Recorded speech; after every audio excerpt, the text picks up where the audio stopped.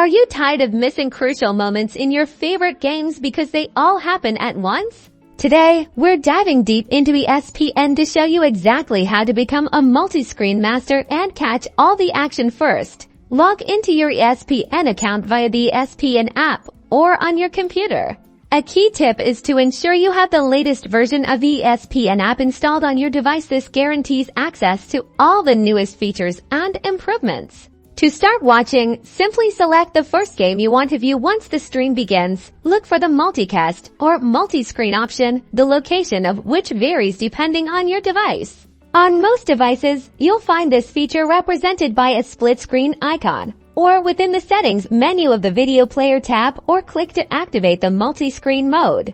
Now choose your second game and repeat the process. ESPN allows you to customize your viewing experience. Some platforms even allow you to adjust the volume for each individual screen, allowing you to focus on the audio of the game you care about most at that moment. Maximize your experience by personalizing your feed. Favorite your teams and sports to quickly find the games you're interested in without having to scroll through everything. This ensures that your multi-screen setup is always showing you the most important action.